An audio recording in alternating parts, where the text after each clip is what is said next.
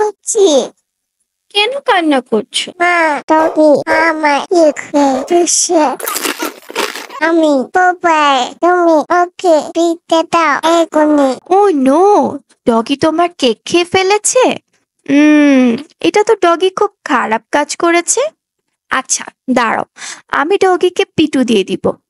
কিন্তু তার আগে তুমি কি একটা গল্প শুনতে চাও? হ্যাঁ, আমি শুনবো। আমাদের হযরত মুহাম্মদ সাল্লাল্লাহু আলাইহি সাল্লাম তার সাহাবীদের এক অতি গুনাহগার ব্যক্তির গুনাহ মাফের ঘটনা বলেছিল।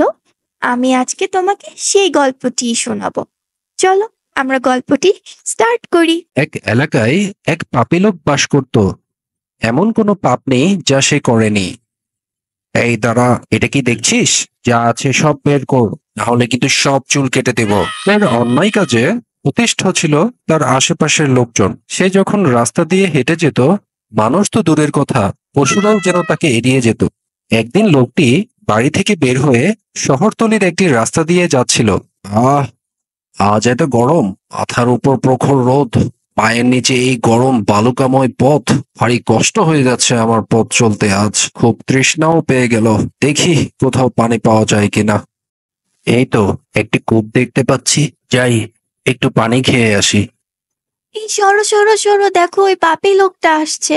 হ্যাঁ হ্যাঁ, এই পাপী লোকটা আসছে, সবাই এখনই চলো, এখান থেকে এখনই চলে যাই, সবাই চলো সবাই চলো। সকলে সরে যাবার পর লোকটি কূপের কাছে গিয়ে প্রাণ ভরে পানি খেলো। ভারী মিষ্টি পানি, কলিজা একদম ঠান্ডা হয়ে গেল। পানি খেয়ে সেখান থেকে চলে যাবার সময় সে দেখলো একটি তৃষ্ণার্ত কুকুর সেখানে মরার মতো পড়ে আছে। কুকুরটি হাঁপাচ্ছে আর তার মুখের কাছে ভেজা মাটি চেটে চেটে পানি খাবার চেষ্টা করছে। আহারে, কুকুরটি এভাবে মরার মতো পড়ে আছে, কেউ একটু পানি দিল না। খুব তৃষ্ণার্ত মনে হচ্ছে, যাই কুকুরটির জন্য একটু পানি নিয়ে আসি। সে তখন কূপের কাছে গিয়ে নিজের কোমরে ঝোলানো খাবার পানি সংগ্রহের মটকা ভরে পানি নিয়ে এলো। তারপর গভীর মমতায় কুকুরটিকে পানি খাওয়ালো। যতক্ষণ পর্যন্ত কুকুরটির পিপাসা মিটল না, ততক্ষণ পর্যন্ত সেই কুকুরটিকে পানি খাওয়ালো। পরম করুণাময় আল্লাহ পাক সর্বজ্ঞ, তিনি সবই জানেন, সবই দেখেন।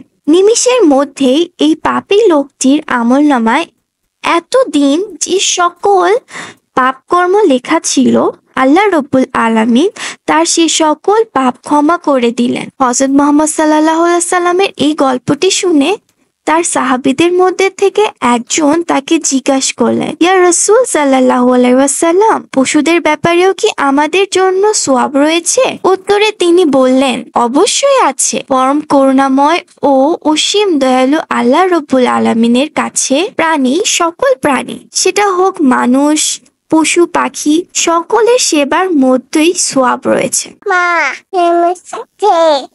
করে খাবার দিলে তোলা বলা, তাই আমি এখন থেকে সব চোখে আটার কব খুশি করে দেখছে দিবা। اللهم صل على محمد في الأولين